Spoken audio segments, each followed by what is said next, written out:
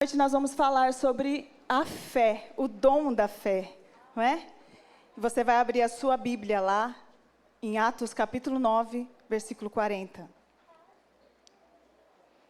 Atos 9, 40. O dom da fé. Dom poderoso, disponível para nós, disponível para a igreja de Cristo. Amém? Você encontrou? 9, 40, olha o que diz. Mas Pedro, tendo feito sair a todos, pondo-se de joelhos, orou. E voltando-se para o corpo, disse: Tabita, levanta-te. Ela abriu os olhos e, vendo a Pedro, sentou-se. Feche os seus olhos, fale com o Senhor. Senhor Jesus, nós preparamos sim, Deus Pai, mas é o Senhor, é o seu Espírito Santo quem ministra aos nossos corações, Pai. Eu peço para que o Senhor venha, Deus Pai, nos esclarecer. Oh Deus, nos ensinar, Senhor Deus, nos mostrar que o que o Senhor tem para nós, Senhor, é tão maior e que nós podemos buscar sem medo, Senhor, os melhores dons. Nessa noite esse dom, Deus Pai, o dom da fé, Pai. Oh, em nome de Jesus eu oro para que o Senhor ministre aos corações. Possamos, Senhor Deus, ver esse dom manifesto aqui na sua casa, em nome de Jesus. Possamos, Senhor, mais e mais pessoas, Senhor Deus, vejam a sua glória através desse dom tão maravilhoso nas nossas vidas, Pai. Abrimos o nosso coração e a nossa mente nessa noite, para que o Senhor fale conosco e faça tudo, Senhor, tudo conforme o seu querer. Preencha, Deus Pai, as lacunas, Senhor, que as palavras não são capazes. Seu Espírito Santo possa entrar em nossos corações e fazer o seu querer mais uma vez. Em nome de Jesus, amém. Toma o seu lugar. Eu oro e tenho uma expectativa santa, que nós venhamos aprender sobre esse dom e perceber que o Senhor tem ele disponível para cada um de nós. Então, que ele venha despertar em você o desejo de buscar esse dom na sua vida, o desejo de agir através desse dom. Aqui na nossa casa, aqui na nossa igreja, lá na sua casa, na sua família, amém? Você recebe isso? Aleluia! Então, é o dom da fé. Vamos falar de fé primeiro, né? A gente ouve muito falar sobre fé aí no mundo, né? As pessoas dizem que é muito importante você ter fé. Às vezes, para eles, nem é tão importante assim você ter fé em algo específico, desde que você tenha fé. Você ouve isso? O importante é ter fé, né? É isso que o mundo fala para nós. Como se a fé fosse um pensamento positivo, né? Que você precisa ter para conquistar as vitórias, vencer os desafios. Então, para o mundo é como se fosse um pensamento positivo. Então, para eles não importa, né, em quem você deposita a sua fé. O importante é você ter essa fé. Então, o mundo vai dizer que você pode ter fé independente do que você tenha fé. Você tem ouvido isso? O Brasil é campeão nisso, né? O Brasil é um país que as pessoas falam muito sobre fé, só que essa fé é direcionada ao que a pessoa escolher, certo? Mas é na Bíblia que a gente consegue encontrar a definição de fé mais perfeita, né? E em quem ela precisa estar depositada para que realmente seja beneficiário para nós, seja benefício para nós. Então, em Hebreus 11:1, você conhece? Acho que eu marquei ali, né? Mas o que diz lá? Vamos ler todos juntos?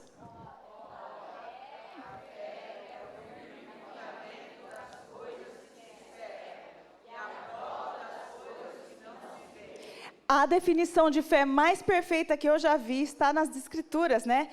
Na minha versão diz: a fé é a certeza das coisas que se esperam e a convicção de fatos que não se veem. Então, o segredo da fé é você crer em algo que você não está vendo de maneira alguma. Então, você olha para a situação da sua vida, você olha para alguma enfermidade, você olha e você ora por aquilo, crendo na vitória, apesar de que, no momento, aquilo parece ser impossível. Você entende? A fé é você caminhar sem confiar muito no que você está vendo, mas nas coisas invisíveis. E é a convicção dessas coisas, das coisas que você não vê, é a fé.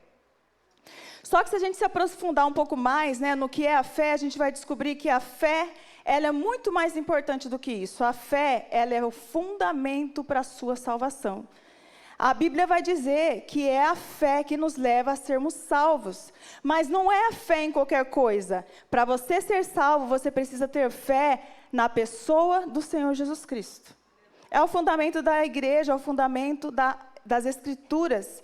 Para você ser salvo, você precisa ter fé na pessoa de Jesus e no sacrifício que Ele fez no Calvário.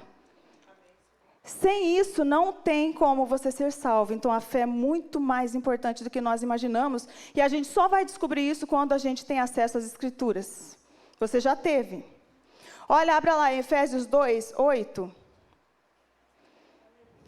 Aleluia.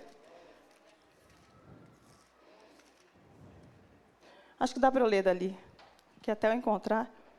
Efésios 2, 8 até o 10. Olha, porque pela graça sois salvos por meio da fé, e isto não vem de vós, é dom de Deus. Não vem das obras, para que ninguém se glorie, porque somos feitura sua, criados em Cristo Jesus para as boas obras, as quais Deus preparou para que andássemos nelas. Então, a salvação é pela graça mediante o quê? A fé. Veja que a fé é o fundamento para a salvação. Marcos 16, versículo 15. Você pode abrir?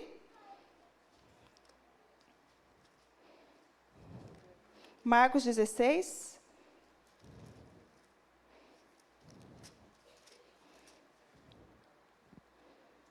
Versículo 15 e 16. Olha o que diz.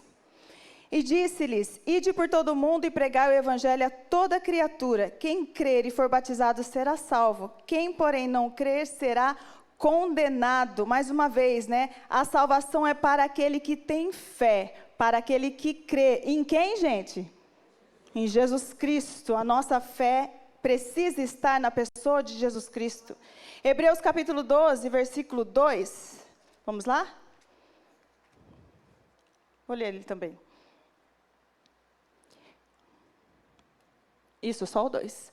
Olhando para Jesus, autor e consumador da fé, o qual pelo gozo que lhe estava proposto, suportou a cruz, desprezando a afronta e assentou-se à destra do trono de Deus. Então, a gente, olhando firmemente para Cristo, porque Ele é o líder, pense que é uma corrida, e Jesus é o seu alvo, né? Ele preparou o caminho para você.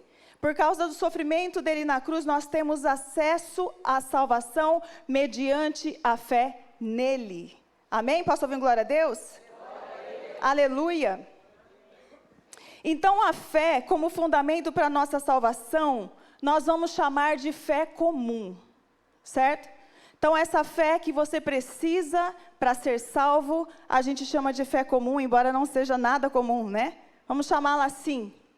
Essa fé nos leva a receber Jesus como Senhor e Salvador da nossa vida. Foi essa fé que o Senhor colocou, plantou no seu coração, que fez com que você aceitasse o Senhor Jesus como Senhor e Salvador da sua vida. Se você ainda não recebeu o Senhor, nessa noite você tem a oportunidade de vir aqui e entregar a sua vida para Ele, para que Ele possa conquistar, para que Ele possa te entregar algo que Ele já conquistou, que é a salvação. Então é essa fé que nos leva a receber Jesus como Senhor e Salvador. Quem já recebeu Ele aqui? Faça assim. Aleluia, Ele é seu Senhor e seu Salvador. Essa fé que te faz crer nas Escrituras e te faz obedecê-las, essa fé comum e poderosa também. Essa mesma fé te faz viver em santidade, te faz ter esperança no futuro, na eternidade, essa fé. Essa fé faz parte da sua vida cotidiana, do seu dia a dia. Sem essa fé, é impossível agradar a Deus. Veja só, o Senhor mesmo plantou essa fé em seu coração. Essa fé para que você herdasse o que Ele conquistou na cruz do Calvário, em tudo que Ele fez. Contudo, meus irmãos, embora essa fé seja algo já glorioso e maravilhoso demais, Deus ainda, não satisfeito, Ele disponibiliza para nós uma fé sobrenatural. Aleluia! Essa fé é diferente da fé comum. E essa fé, ela se manifesta através de milagres, certo? Parece algo tão grande, né? A gente às vezes pensa que a gente não vai conseguir exercer e operar e agir por essa fé. Mas o Senhor deixou disponível para nós essa fé que nós lemos aqui. Nós vamos voltar nesse texto de Atos, né? onde uma pessoa é ressuscitada por conta desse dom da fé. Então Deus disponibilizou para nós essa fé sobrenatural. Essa fé é capaz de mover o mundo espiritual, é o dom da fé. Faça assim, põe a mão na sua cabeça, diga: Senhor, eu quero esse dom sobre a minha vida. Eu quero, Senhor, em nome de Jesus. Aleluia. Esse dom, ele se manifesta então na forma de milagres. Abra lá 2 Reis, capítulo 4, versículo 34. 2 Reis 4, 34. Já eu explico, a gente vai ler primeiro. Subiu à cama, deitou-se sobre o menino e pondo a sua boca sobre a boca dele, os seus olhos sobre os olhos dele, as suas mãos sobre as mãos dele, se estendeu sobre ele, e a carne do menino aqueceu. Então se levantou, andou no quarto uma vez de lá para cá, tornou a subir, se estendeu sobre o menino, este espirrou 7 vezes e abriu os olhos. Então chamou Geazi e disse: chama a sunamita. Ele a chamou e apresentando-se ela ao profeta, este lhe disse: toma o teu filho. Ela entrou, lançou-se aos pés dele, prostrou-se em terra, tomou o seu filho e saiu. Oh, meu Deus! Nessa história aqui, né, diz que essa mulher acolheu o profeta em casa, né? E por meio dele, Deus abençoou essa família com um filho. Só que um dia o menino adoeceu e morreu. E aí, por meio desse mesmo profeta, ele ressuscitou. Então, aqui é como ele fez, como Eliseu fez para ressuscitar esse menino, né? Esse dom manifestando-se aí no Antigo Testamento. Agora, 1 Reis, capítulo 17. Vamos lá? Só um pouquinho antes. 1 Reis, capítulo 17, versículo 21. Aleluia. Essa aqui é a história da viúva de Sarepta, né? Ela também hospedava o profeta Elias. E um dia, olha só o que aconteceu, o filho dela também adoeceu e morreu. Versículo 21. E estendendo-se 3 vezes sobre o menino, clamou ao Senhor e disse: ó Senhor meu Deus, rogo-te que faças a alma deste menino tornar a entrar nele. Até o 23. E o Senhor atendeu, gente, olha que maravilhoso. O Senhor atendeu a voz de Elias, e a alma do menino tornou a entrar nele e reviveu. A alma dele estava fora já, ela voltou, porque o Senhor ouviu a oração do homem de Deus. Elias tomou o menino, trouxe-o do quarto à casa e o deu à sua mãe e lhe disse: vê, teu filho vive. Então a mulher disse a Elias: nisto conheço agora que tu és homem de Deus e que a palavra do Senhor na tua boca é verdade. Aleluia. Irmãos, já imaginou você presenciar um milagre desse? E você já imaginou você ser agente desse milagre? É para você e é para mim ainda hoje, nesses dias. O Senhor tem disponível, como eu disse, para nós. Então aqui nós temos esses 2 exemplos da manifestação desse dom através dos servos de Deus no Antigo Testamento, né? E desde sempre Deus permitiu que o homem fosse instrumento dele nesse aspecto. Veja, o profeta ele orou e o Senhor atendeu, devolveu a alma. Você consegue imaginar como que isso deve ser no mundo espiritual? Como que deve ser uma pessoa ter a sua alma devolvida para o corpo? Eu acho que é algo tão grande assim. E a gente tão pequeno poder ser agente desse milagre, desse dom. Porque nós ainda não estamos buscando essas coisas do Senhor. Porque nós ainda nos conformamos em estarmos assentados aqui, vindo todo o culto, e não pedir ao Senhor pelos dons. Como nós não nos conformamos com isso? Amém? Então, no Antigo Testamento, o Espírito Santo, ele operava de maneira restrita e muito específica. O Espírito Santo, ele trabalhava, ele agia através dos profetas. Então, era só sobre algumas pessoas, em ocasiões e propósitos soberanamente decididos por ele, né? Então, o Senhor trabalhava e agia dessa forma poderosa através dos profetas. Ele tinha um tratamento específico com essas pessoas. A boa notícia, queridos, é que no Novo Testamento o poder de Deus está sobre todo aquele que recebe o Senhor Jesus como Salvador. Para provar para você que você pode ser usado, que você pode ser instrumento do Senhor. Aleluia! E aí a gente viu, né, isso que eu estou falando lá em Atos capítulo 9. Eu vou pedir para você voltar lá, vamos? Atos 9. Volte lá, vamos ler novamente. É assim que eu encontrar. Olha aí. Pedro, tendo feito sair a todos, veja, ele mandou todo mundo se retirar. E aí ele falou, Tabita, levanta-te. Parece uma ordem, né? Ela abriu os olhos e vendo a Pedro, sentou-se. Olha o 41.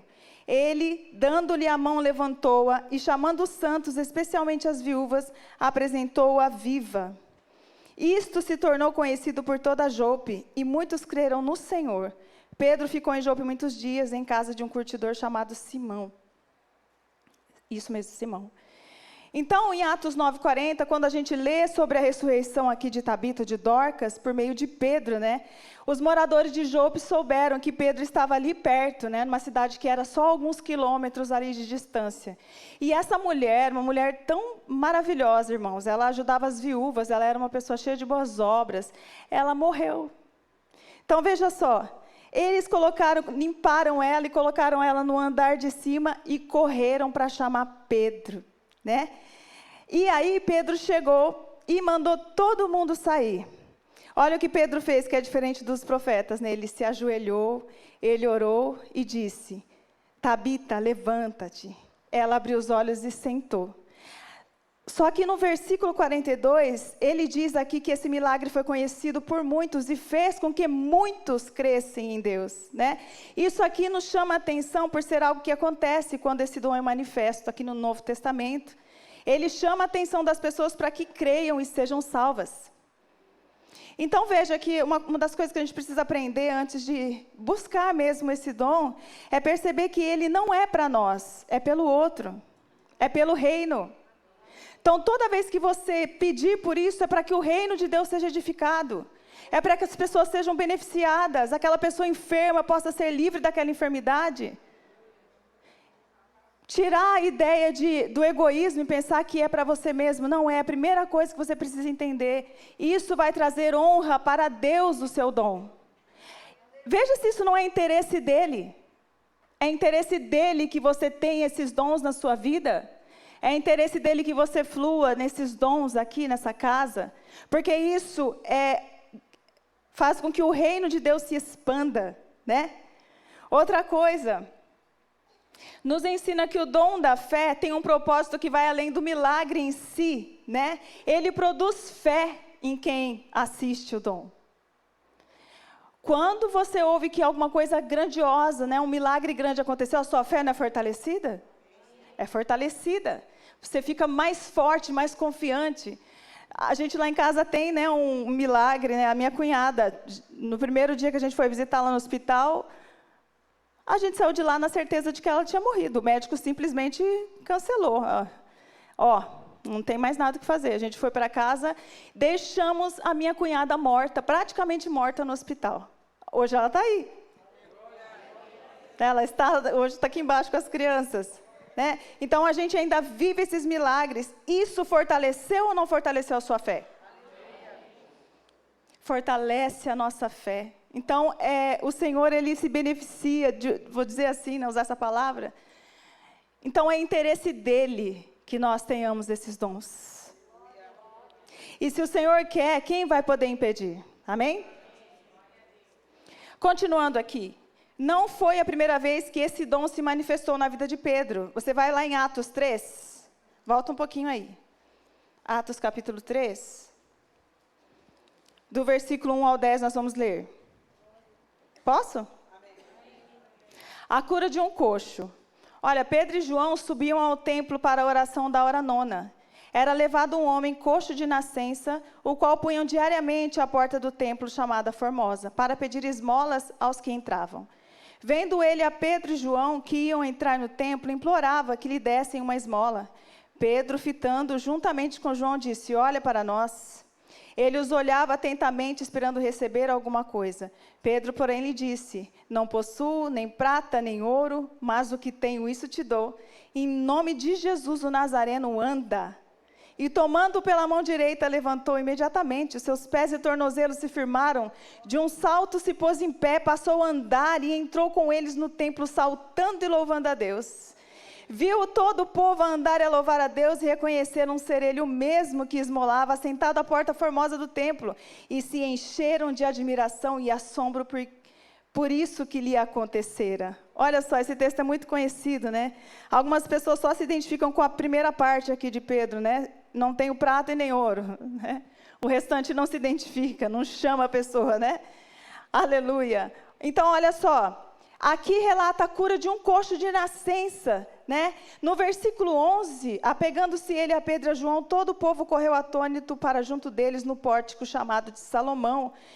Quando viram que isso aqui aconteceu, todo mundo ficou muito admirado, com a boca aberta. Imagina, uma pessoa lá todos os dias pedindo esmola, coxo, de repente de pé, saltando, né? Então o povo ficou admirado, né?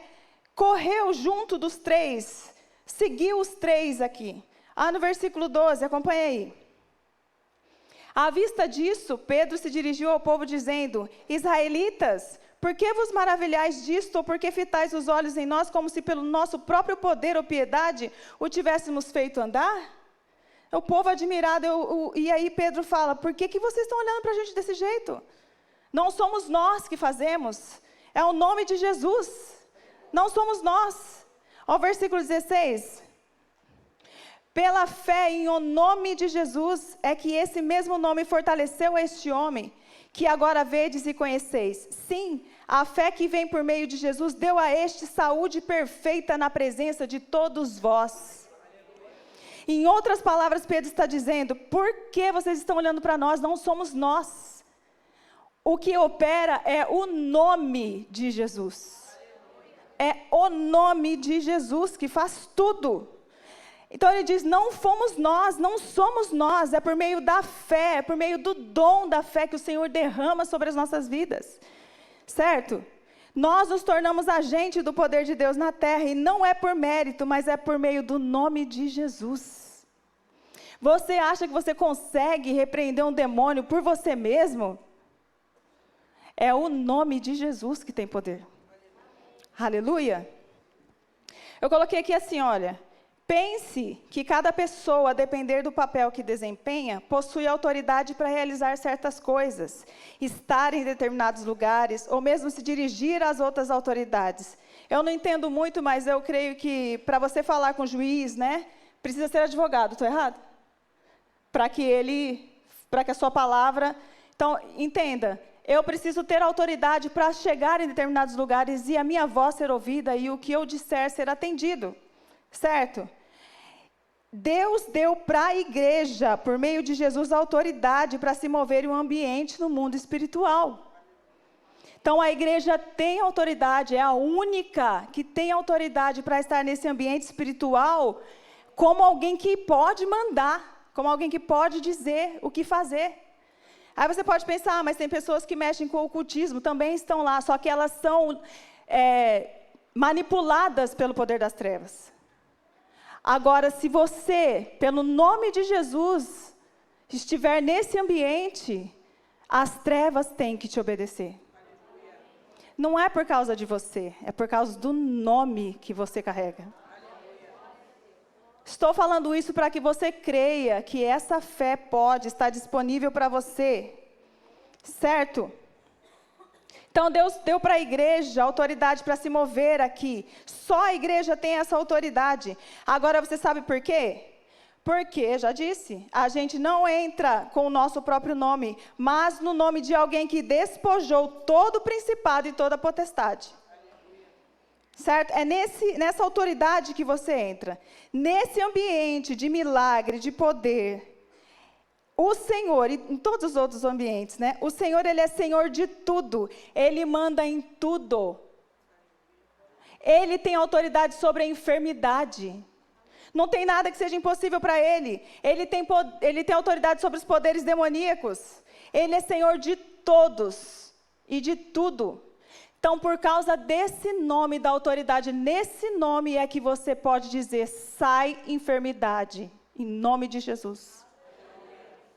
Amém? Nesse nome aqui, a enfermidade não resiste, a morte se rende. Tem que devolver a alma para o corpo, no nome de Jesus. Aleluia. Abra lá Colossenses 2,15.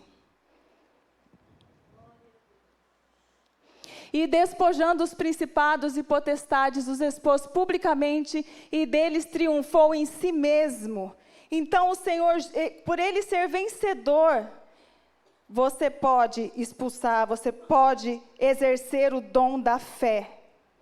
O dom da fé apenas reivindica um direito que nós conquistamos por meio do sacrifício de Jesus.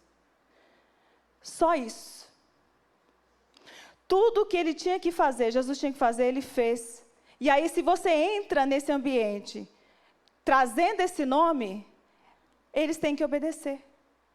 Você pode ser instrumento do Senhor, se você crê nisso. Se você crê que não é você. Olha só. A ousadia de Pedro e dos apóstolos está justamente no fato de que eles falam e fazem tudo no nome de Jesus, compreendendo que não são eles que estão fazendo. Então eu enfatizo, não é você, não somos nós, é o nome de Jesus. O dom da fé te faz crer que ele tem todo o poder para operar e que você recebeu dele essa honra e esse privilégio. Aleluia! Ele que tem todo o poder. Por que é importante você saber isso? Para que o inimigo não trave você de pedir por esse dom. Porque muitas vezes a gente pensa assim, como que eu vou fazer algo tão maravilhoso? Eu não sou digno. Essa não é uma notícia nova para ninguém. Nós não somos dignos mesmo. Nós não somos dignos. Nós nunca seremos. Agora, no nome de Jesus, a gente pode. Então, não deixe o inimigo colocar isso na sua cabeça. A gente vê um milagre desse tão grande e pensa, eu nunca vou presenciar, nunca vou ser instrumento do Senhor. Não deixe o inimigo falar isso para você. Porque não é você, é no nome de Jesus. Agora, irmãos, eu não posso deixar de dizer isso aqui. A gente, às vezes, quer viver uma vida da nossa maneira. E esperar representar o Senhor Jesus no mundo espiritual. Isso não vai acontecer. Por que os apóstolos tinham isso? Para eles era muito natural, né? Porque a vida deles era toda para Jesus. Toda para o Senhor. Então, se eles estavam trabalhando, eles representavam Jesus. Se eles estavam em casa, eles representavam Jesus. Aí sim, você vai representar Jesus no mundo espiritual. Se você viver a vida de qualquer jeito, sem se importar com isso, você não vai ter esse poder aqui que nós estamos falando nessa noite. Amém? Olha, eu marquei um versículo aqui, Atos 19, 13. Está tudo em Atos, né? Atos 19, 13. Olha que passagem interessante. E alguns judeus exorcistas ambulantes tentaram invocar o nome do Senhor Jesus sobre os possessos de espíritos malignos, dizendo, esconjuro-vos por Jesus a quem Paulo prega. Os que faziam isso eram 7 filhos de um judeu chamado Seva, sumo sacerdote.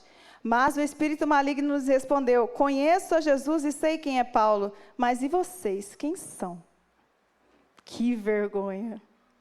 Né? Aí vai dizer que o espírito ali, né, bateu neles, eles foram embora feridos, né, fugiram, certo? Eu posso fazer alguma coisa em nome de alguém sem o conhecimento da pessoa? Sem que eu faça do jeito que a pessoa estabeleceu? Eu posso representar ela se eu fizer assim? Então, muitas vezes o que acontece comigo, acontece, né? A gente quer representar o Senhor Jesus, mas lá fora a gente faz de outra maneira, a gente faz do nosso jeito, a gente não lê as Escrituras, a gente não se amolda o caráter que o Senhor quer para nós. Deus quer que a gente se ajuste para que Ele venha falar conosco e possamos ter esse dom na nossa vida.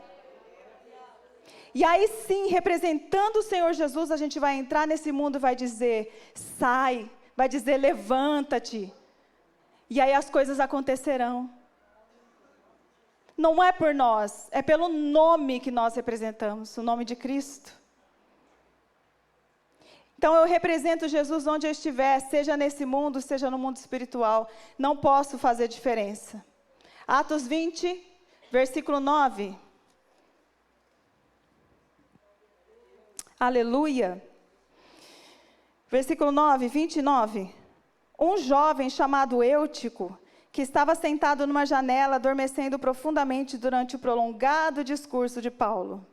Vencido pelo sono, caiu do 3º andar abaixo e foi levantado morto. Descendo, porém, Paulo inclinou-se sobre ele e, abraçando-o, disse: não vos perturbeis, que a vida está nele. Subindo de novo, partiu o pão e comeu, e ainda lhes falou largamente até o romper da alva. E assim partiu, né? Então conduziram vivo o rapaz e sentiram-se grandemente confortados. Olha aí, né, o que o dom da fé faz também, né? Então veja, o Eutico, né? Conhece alguém com esse nome, Eutico? Estava lá sentado ouvindo, né, a palavra através da vida de Paulo, e aí de repente ele caiu do 3º andar. O texto vai dizer que ele morreu. E aí Paulo foi lá, na maior naturalidade, como se tivesse nós mulheres cozinhando um arroz, muito natural, foi lá e colocou esse menino vivo de novo. Aleluia? Então essa fé sobrenatural estava sobre eles, né? Vem acompanhado de uma ousadia que Deus dá através do seu Espírito Santo.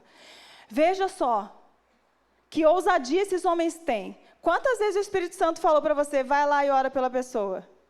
Quantas vezes? E aí uma voz vem na sua cabeça e diz assim, e se não acontecer? E se você estiver errado? Acontece com você? Né? A gente fica naquela luta interna, o que o Senhor... Mas você precisa conhecer a voz do Espírito Santo, para dirigido por Ele, você ir lá e isso acontecer. Então, ouvir a voz do Senhor e ser dirigido por Ele, acho que é o que acontecia com os apóstolos. Essa ousadia que eles tinham de ir até lá, né? Você teria ousadia de chegar a alguém e dizer, levanta, hoje, nessa noite, você teria essa ousadia? Precisa que o Espírito Santo esteja aqui, ó, e você entendendo, né, a direção dEle para você fazer isso. E é Ele que faz isso com você. E é isso que Ele quer fazer conosco. Isso era algo natural para eles, né? E você percebeu que cada um fez de um jeito diferente? Um deitou sobre a pessoa, o outro só se ajoelhou, o outro ficou andando de um lado. Cada um faz de uma maneira, eu creio também que é dirigido pelo Espírito Santo. Sempre o Espírito Santo, Ele nos capacita, Ele nos dirige, é Ele que faz, né? É o Espírito Santo quem nos direciona, e para isso nós precisamos ter intimidade com Ele. Eu já estou encerrando, eu já aproveito para chamar o Ministério de Louvor, quiser subindo. Esse dom aqui, irmãos, maravilhoso, está disponível para a igreja. Ele te capacita a realizar milagres extraordinários. Para a glória do próprio Deus. Amém? Eu quero que vocês coloquem de pé, por favor. Nós vamos orar.